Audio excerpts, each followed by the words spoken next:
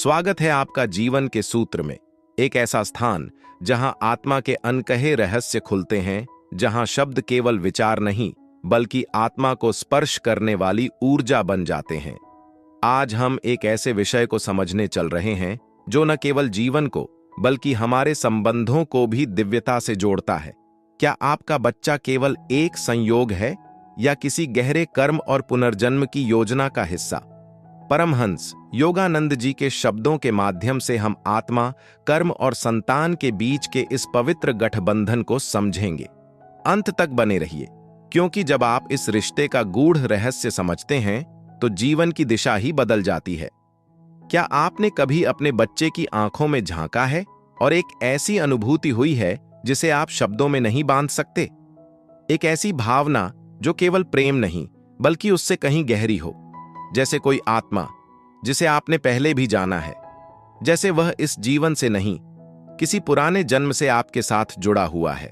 कई माता पिता कहते हैं, मुझे नहीं पता क्यों, लेकिन जब मैंने पहली बार अपनी बेटी को देखा ऐसा लगा जैसे मैं उसे सदियों से जानता हूं।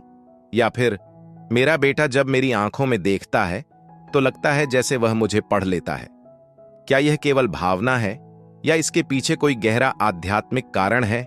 परमहंस योगानंद जी कहते हैं, आपकी संतान आपका ही कर्म है। ये शब्द सुनने में सीधे लगते हैं, लेकिन इनके भीतर आत्मा की यात्रा, कर्म की पुनरावृत्ति और संबंधों की गहराई छिपी है। कर्म क्या है वास्तव में? हम में से अधिकतर लोग जब कर्म शब्द सुनते हैं तो मन में पहली छवि होती है सजा, दोष या बदला। लेकिन योगानंद जी ने इसे एकदम अलग रूप में प्रस्तुत किया। कर्म कोई दंड नहीं है। कर्म एक पाठशाला है जहां आत्मा सीखने आती है, कभी प्रेम के माध्यम से, कभी पीड़ा के। हर विचार, हर भावना, हर कार्य एक बीज की तरह होता है। जो ऊर्जा आप आज उत्पन्न करते हैं वह कल किसी रूप में लौट कर आएगी। यही कर्म का नियम है। यह ब्रह्मांड का सबसे न्यायपूर्ण और सबसे करुणामय नियम है। जब आत्मा जन्म लेती है वह खाली नहीं आती। वह अपने साथ पुराने जीवनों के अनुभव, अधूरी इच्छाएं और अपूर्ण पाठ लेकर आती है, और इसी के आधार पर आत्मा नए रिश्तों में प्रवेश करती है। हम मानते हैं कि बच्चा शरीर से पैदा होता है, लेकिन वह आत्मा जो हजारों जन्मों से यात्रा कर रही है आपको माता पिता के रूप में चुनकर आती है। परमहंस योगानंद कहते हैं, आप अपने बच्चे के स्वामी नहीं हैं, आप केवल उसके पथ प्रदर्शक हैं। इसका अर्थ यह नहीं कि आपको नियंत्रण करना है। इसका अर्थ यह है कि आपको सहायता करनी है, मार्गदर्शन देना है और फिर छोड़ देना है, ताकि आत्मा अपनी राह खुद तय कर सके। कुछ बच्चे आपको केवल प्रेम लौटाने के लिए आते हैं। आपने कभी किसी जन्म में उन्हें बहुत कुछ दिया होता है और अब वे आपके जीवन में आकर प्रेम, सहयोग और आनंद लाते हैं।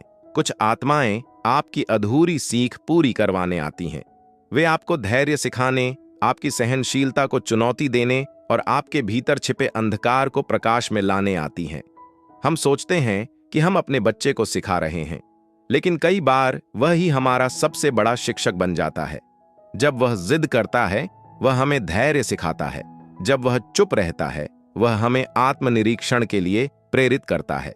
जब वह सवाल पूछता है वह हमें सोचने के लिए मजबूर करता है। यह रिश्ता एकतरफा नहीं है, यह आत्मा और आत्मा का पवित्र गठबंधन है। योगानंद जी ने कहा, परिवार खून से नहीं कर्म से बनते हैं। आपके लाखों जन्मों की यात्रा में आपने अनेक आत्माओं से संपर्क किया है।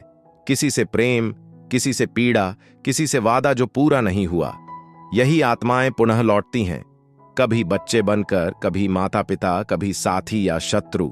कभी कभी रिश्ते कठिन क्यों हो जाते हैं? बहुत से माता पिता शिकायत करते हैं, हमारी संतान हमारी नहीं सुनती, हमारे बीच दूरी बढ़ती जा रही है।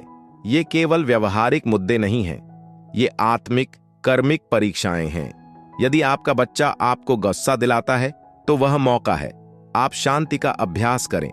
अगर वह आपकी बात नहीं मानता तो यह समय है, आप स्वीकृति का पाठ सीखें। अगर वह विद्रोह करता है तो यह संकेत है, आपको अपने भीतर के नियंत्रण को छोड़ना है।